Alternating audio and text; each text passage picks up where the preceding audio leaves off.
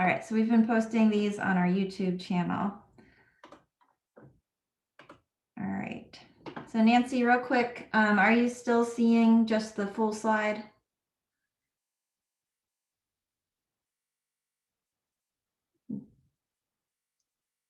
You're muted. All I see is the any place but here. Okay, great. Yeah, it has two sections. It has the virtual reception on the right and the flyer on the left. Perfect. Okay, thank you. Awesome. So I'm gonna go ahead and get started. So just for an introduction to get started, the Arts Collective is a nonprofit arts organization established in 2007 in Towson, Maryland. The mission of TAC is to provide a venue for artists while being an arts education center. We seek to promote the growth of Greater Towson's community art community by combining the knowledge and energy of its residents and students with working professionals. This month, we present the exhibition Any Place But Here, on view through May 1st. These works explore travel. So where will these works take us? The 27 artists in this exhibition explore the idea of place, whether that be physical location, state of mind, or even state of society and political position. A special thanks to Nancy, Howard, Jerry, Bonnie, and David for installing the show. TAC's Gallery is located in the shops at Kenilworth in Towson, Maryland on the second floor. And our gallery hours are Wednesday through Saturday from 12 p.m. to 5 p.m. So please come visit us if you would like to see more. We plan to have it posted online as well in a week or so.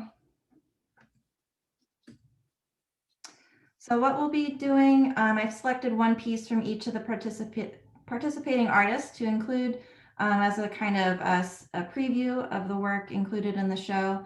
But each exhibiting artist, oh, what's that, Howard? I want to know whose that was. It's really nice. Oh, yes.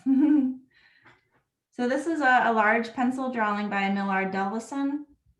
And it, at first glance, it seems a bit chaotic, but if you look a little closer, it's actually a drawing of musical performers in the inner harbor. So you can see the Galleria in the background.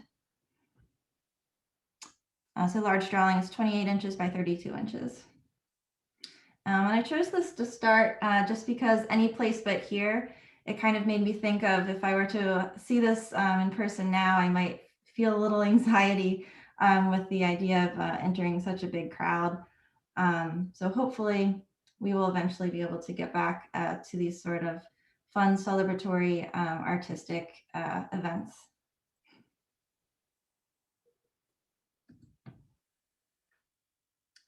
All right, these next two pieces, we have an acrylic painting by Pam Griffin Smith on the left and an oil painting by Cheryl Milligan on the right.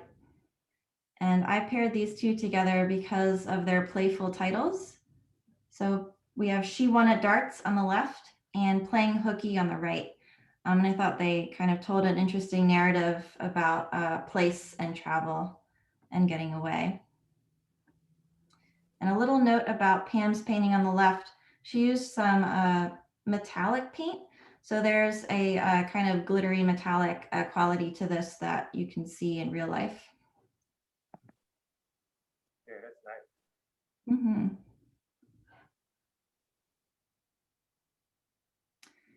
Next, we have a selection from Karen Trimble, English Sky and Oil Painting. And on the right, Bonnie Allen, Looking Outside, and this is also oil. So these are both, you know, landscapes of different places and different times of year. But definitely a great use of color and impasto.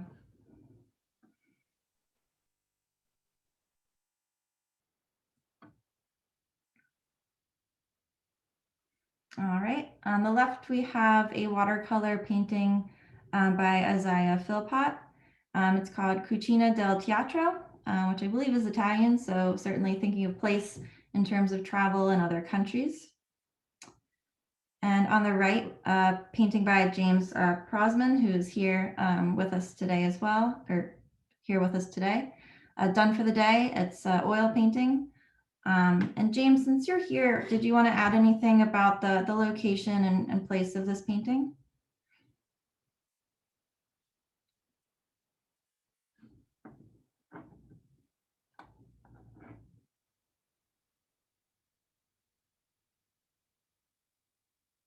James, you got to unmute. No, I got it off. I just not much to say. It's an oil painting. Excellent. It's That fine. was good. I like that. Thank you. It's only 6 people. So. All right. Wonder if I'm unmuted, I can't look. All right, next up on the left, we have a painting, oil painting by Nancy Fine, Perfect Day, and a painting by Mary Reaver, also oil, Susquehanna River, Pennsylvania. So interesting uses of color in both of these. If you look closer at the oil painting on the right by Mary Reaver, you can see bits of just straight color as well as mixing. And on the right, I had a chance to speak with Nancy on Saturday. She described the experience painting this. So she is a plein air painter, so she always paints on site. And she said this is in Alexandria, Virginia, overlooking the river. And her experience painting this, she described it as just a perfect day. So she named the painting that. But the frame really works well with that piece as also. I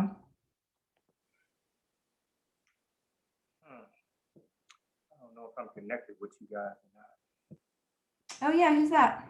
not. Mr. Delverson. Welcome.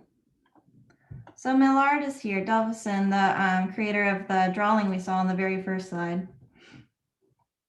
I can't, can you see me? Guess not. No, we can't see you. But when I'm done going through these, we'll come back to you if you wanted to add anything about the drawing at the end of the presentation. Sure. Perfect, thank you.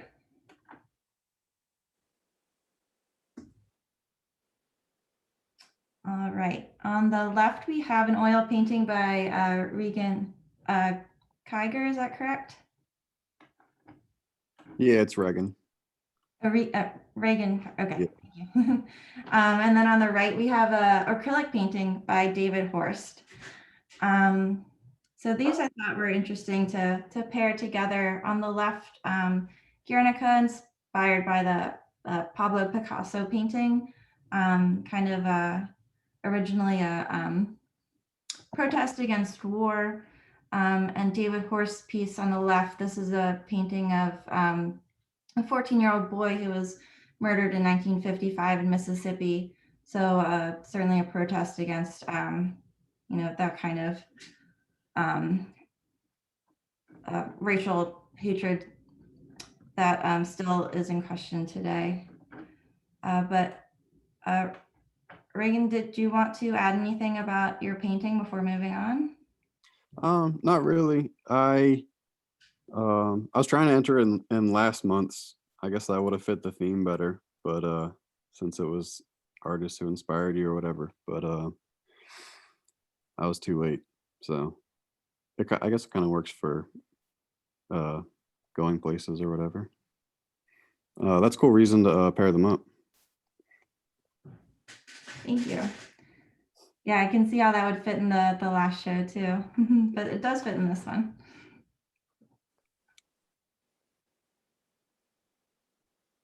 We're a flexible group. Yeah, I saw the I know this was the first one I entered, but I saw the Christmas show and it didn't look very Christmassy, so I No. figured it was kind of okay to just submit whatever. Yes. So yeah, most Well, of it's our good to have some young blood. So that's good. Yes, Okay, Reg, cool. Yeah, I wanna try to start doing it. we're glad to have you join us. Thank you. Glad to be here. All right, next up, we have a photograph by Catherine Hansen, Still Life for Troubled Soul. And I paired this with Trisha Mudd Bidding's Free Smells, GNP. I believe that's an abbreviation for park, which is escaping me at this moment. But both photos, both featuring flowers, but also in very different ways. The right photo was more of a found situation that caught the artist's attention. On the left, more of a studio setup with thought put into the bucket the flowers are in, and kind of referencing contemporary times with traditional Northern Renaissance still lifes. Looks like a painting. It does. Yes, I agree.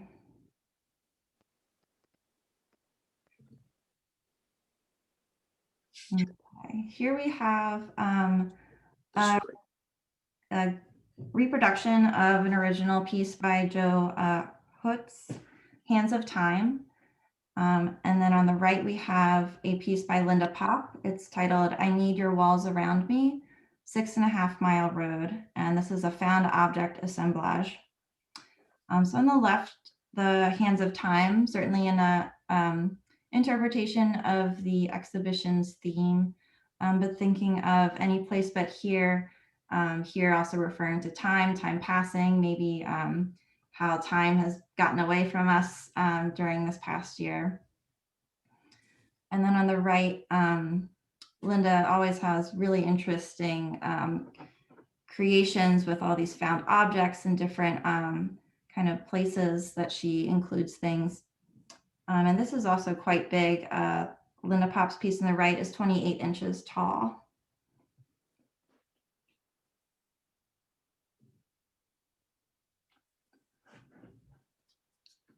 So on the left, Lois Samson, a very energetic and fun painting. It's acrylic and it's called Salsa Dancing in Little Havana, Miami.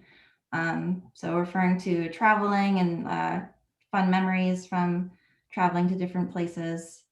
I like how she included the almost kind of animal pattern in that little shape in the center. And then on the right, Kathleen, who's present with us today. This is Bird 2 watercolor, and certainly a bird you would not find around Maryland. So any place but here, referring to maybe different places you would find animals unique to different places. But Kathleen, since you're here, did you want to add anything to this piece? Hi, Ivy.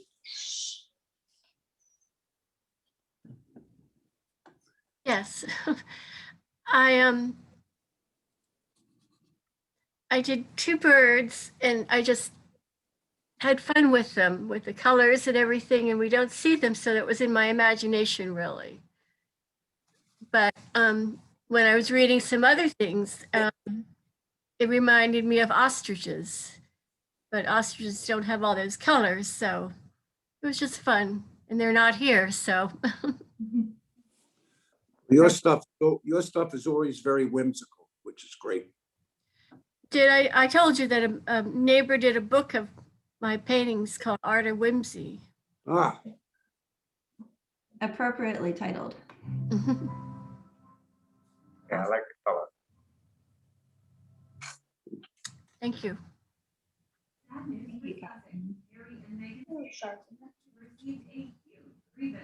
All right.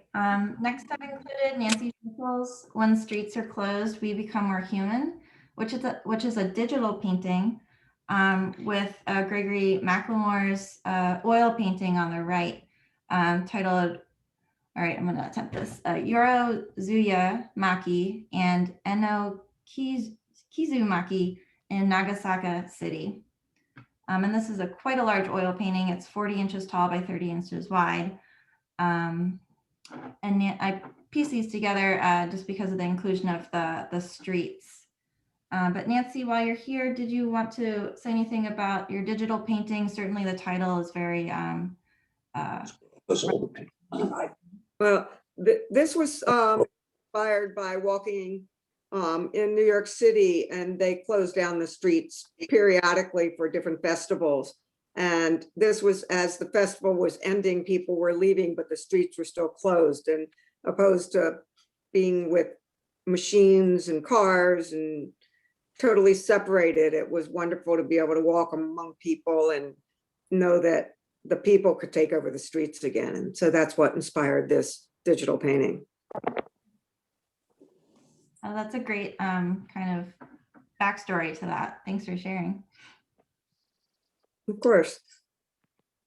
And then Gregory's, obviously it's from traveling. So the architecture, the people, the language included in the signs, all very kind of different than what we would see here. Is it supposed to be Japan? Yes, Nagasaki City. I was there. Oh, interesting. I don't remember that, but I was there.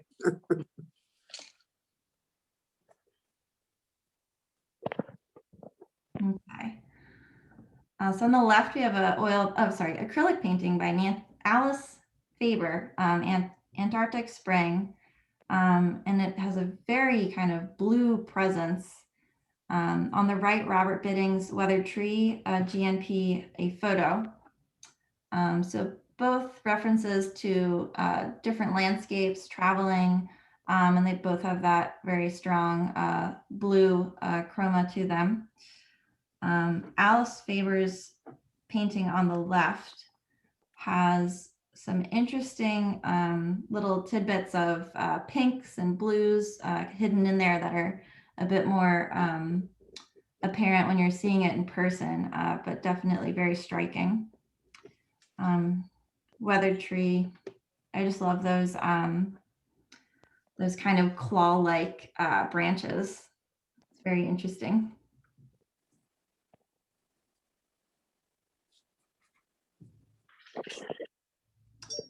Grace, Rob just joined us just a second ago. Oh, he did? Oh, perfect. Rob, would you like to add anything about your photograph, Weathered Tree?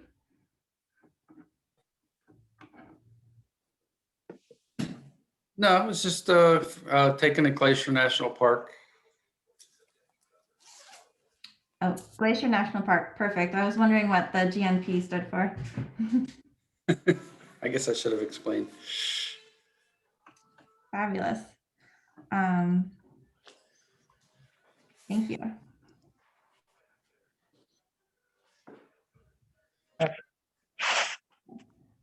So the painting on the left is by yours truly, Grace Doyle. That is me. An oil painting, and on the right, an acrylic painting by Donna Yarish.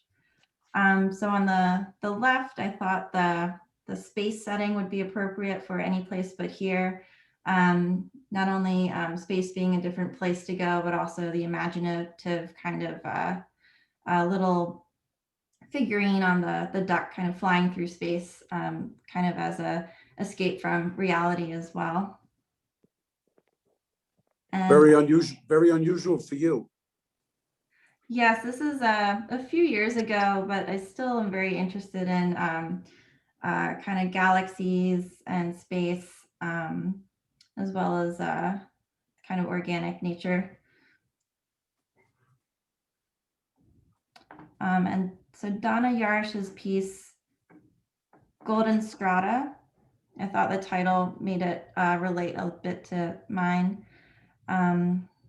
Very warm tones, very textured. Definitely gives that presence of that kind of golden warmth feeling.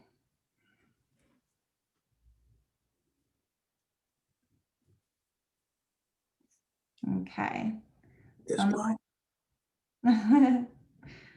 So on the left, we have Jerry Seaton, Secret Garden, a acrylic painting. And this is a large painting as well. It's 36 inches by 24 inches. And on the right, we have a photograph by Howard Greenberg, who's also present with us today. So before talking about Jerry's piece, Howard, did you want to kind of talk about where this photo was taken and any more information? I think it was taken in Florida. I'm not sure, but I always look for reflections. That's my thing. Yeah, kind of like distort, well, with the ripples and everything, it distorts. And if you make the horizon line higher up, it sort of distorts it more, so. Mhm. But it's very digitalized also on the computer. But Yeah, I was going to ask if you heightened any of the colors or. yes, a little, but not much. Awesome. Yeah, I love the colors in this. So on the left, the Secret Garden, also a reference to Place by Jerry Seaton. So you have a lot of, energetic strokes and bright colors, which he's very good at using in his work. All right. Oh, there's Millard. I can see you. Yeah, I'm now. looking at. How you doing, everybody? Hi, how are you? Doing good.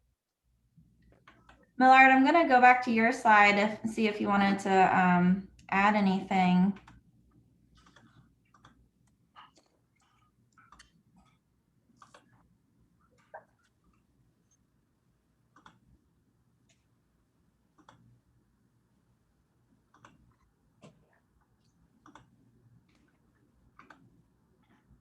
Went too far. Okay. Yeah. So beautiful drawing. Did you want to add anything about your experience creating it or being there? Yeah, I was not there, as a matter of fact. A person commissioned that. They were a musician. They were musicians, and one person purchased the picture, but the head musician was the drummer. And I asked him, "What do you want?" He said, "Whatever you mean." You know? So he came up with the picture. The actual band is the Towson big band circuit in 1980. They attended that venue there at the Inner Harbor back in 97, which the photograph was taken. I looked at the photograph. I say this a lot, but I just went at it. A couple weeks went by, called him up, let him know it was finished. But yeah, if you look at the background, you see the Inner Harbor, and it was a sunny day. Now, those type of drawings, if you really concentrate hard, you'll see a lot of definition inside the detail. But to really appreciate that type of work, you have to be there in person to see it. I mean, the screen doesn't do it too much justice. I studied a lot of guys, Leonardo da Vinci, Jean Ang, and I listened to a lot of their sayings. About this particular drawing, I can reminisce what Ang said, that drawing is only 3/4 the content of a painting, but it doesn't contain any hue. So if you think about all the content inside the drawing, you can pull out a lot of action and nuances to make a complete picture and work. Like I said, I studied a lot of people, and I can say some things about Edward Degas. He said something about making complex works like this, especially drawings. He said, drawing is the artist's most direct and spontaneous expression of a species of writing, but it reveals a better part of the personality of the artist. Mhm. Than drawing does. That's But a it's- great quote. Hmm. Yeah. Did you ever hear of Peter Milton? Peter Milton? Yeah, I think I have. he does very complicated pencil drawings like this. That's exactly the same thing that I thought when I saw that. I was thinking of Peter Milton and some of his things he's done in the past 10 years. Well, thank you very much. Amazing pencil work. Hmm. How do you do that without, how do you do that without smearing it everywhere as you go? Well, yeah, materials and methods are easily picked up as you have trial and error, but I sense that when you do large works like this, you would put something down around the area that's already worked on. Gotcha. A wax paper, something that won't smear the medium while you're working. And you can make any size drawing, any complex drawing. Okay. Yeah, looks good. Yes. I am also noticing Trisha's here. Hi. Did you want to add anything about your photograph free smells? I just like the image, so I put it on. I thought it was funny. It's free smells because I don't know. I like the colors, and I also the bears belts or bears. I just like the whole composition. Just thought Where was that taken?